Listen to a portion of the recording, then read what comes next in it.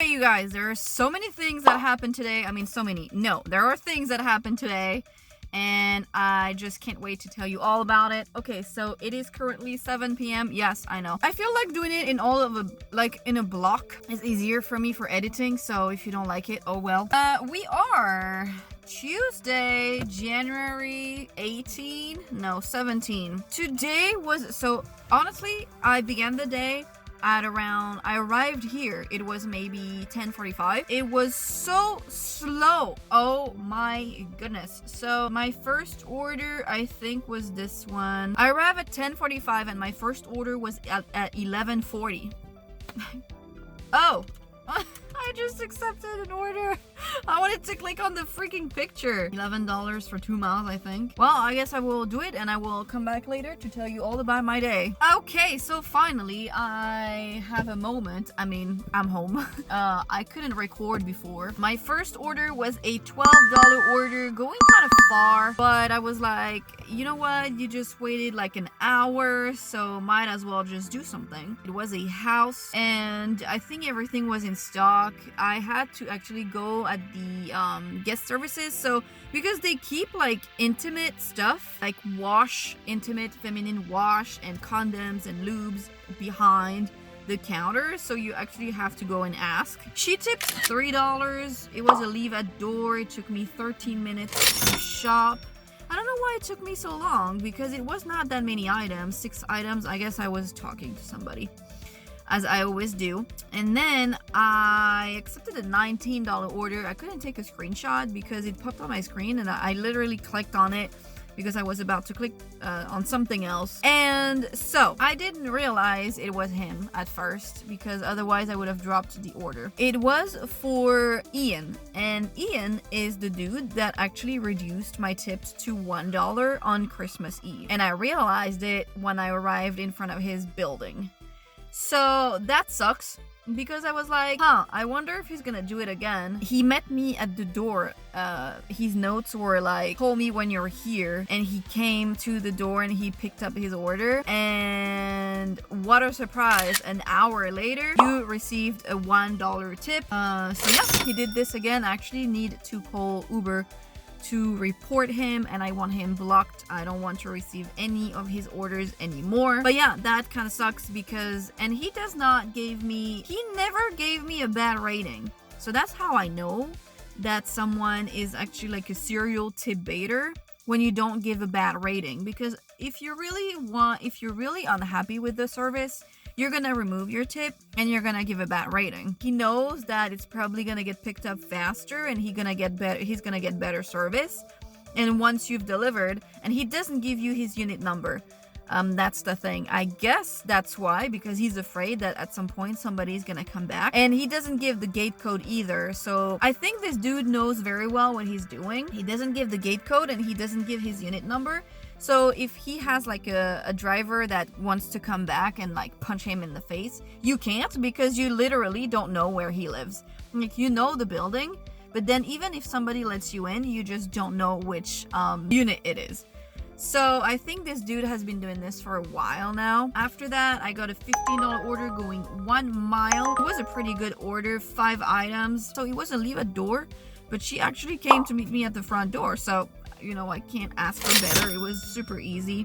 She was really, really nice. It was only 1 mile. Like, what more can you ask for?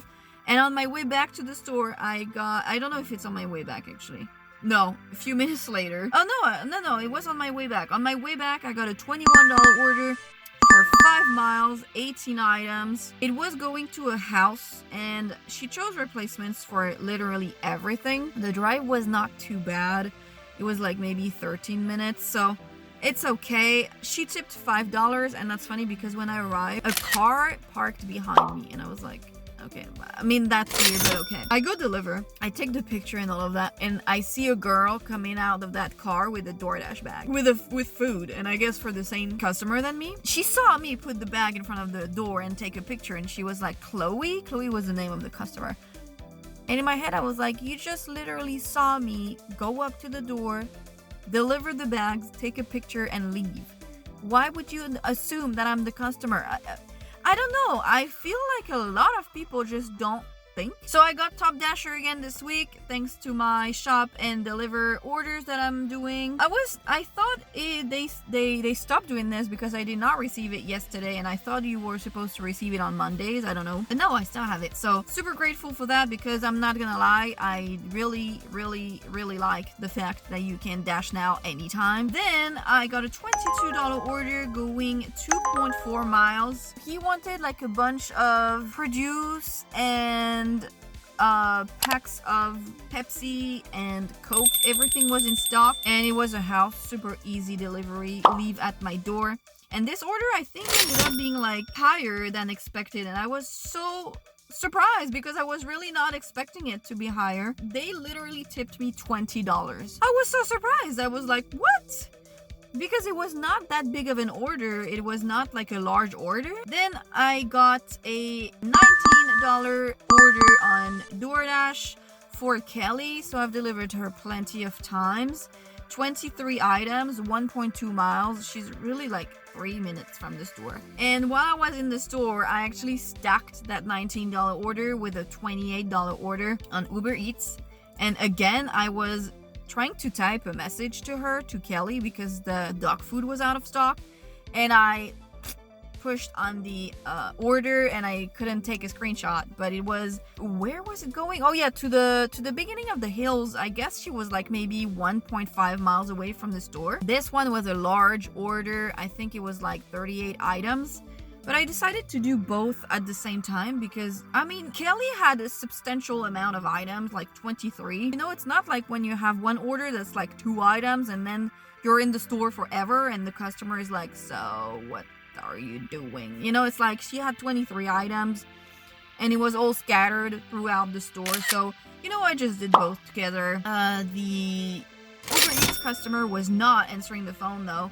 So I think I had 7 things out of stock. I replaced 2 of them and I refunded the rest. And then it was a PIN number order. So I arrived there and she was actually waiting for me. I mean, she was inside, but she knew I was coming. And then she was like, oh, can you show me where the PIN is? I feel like Uber has been on their game with the PIN number orders. I don't know if it's like random or if it's like because it's really big orders. I've had them for insanely big orders. I mean, insanely, quote unquote, you know, like large orders. It makes sense. I don't know, because those people, they're not surprised they're having a PIN number. They just don't know where it is because they've never had it. They have to go on the order that they're receiving and then scroll up and the PIN number will be in green. So that's where it is. So Kelly tipped $6 and that Uber Eats order ended up being $44. She tipped me $24. Like, again, so grateful for that because it took me an hour to complete. And then I came back and I got a $13 order for 14 items, 1.9 miles. It was going to a building I've never been before, but it was pretty easy. I think I replaced one thing. I don't know. Nothing comes to mind. Like, that means that nothing really happened, really. He gave me the gate code. There was a flight of stairs, and then the 200s were there. So honestly, he tipped $3. I had an $11 order in between. Yes, the one when I began to talk. I don't remember where it was. I think it was after that $13.50. I had that $11 order. It was a pretty easy one as well. It was an apartment, but she gave me, she buzzed me in and then she met me at the door and she tipped $4, which is okay because her order was like 34 bucks or something. So I'm pretty happy with that. And on my way to that customer, I got a $13 order going 3 miles into the hills. 4 items. It was 1 pack of granola and everything else was ice cream. So the granola was out of stock. I called her, she chose a replacement, and that's actually the house. You guys remember when it was raining and I told you that when I arrived at the house, the rain began to like rain harder? That's this house. It's the exact same house. So, but I didn't realize it was the same one. I didn't remember the address or the name of the customer, honestly. And I think that day I did so many orders that day when it was raining, and it was such like weather-wise, it was so terrible, and I was so tired mentally that I think I wiped a lot of information from that day, like you know, addresses and names. Usually I'm pretty good at remembering, but that day I think I just like I was like, no, I'm not gonna remember anything.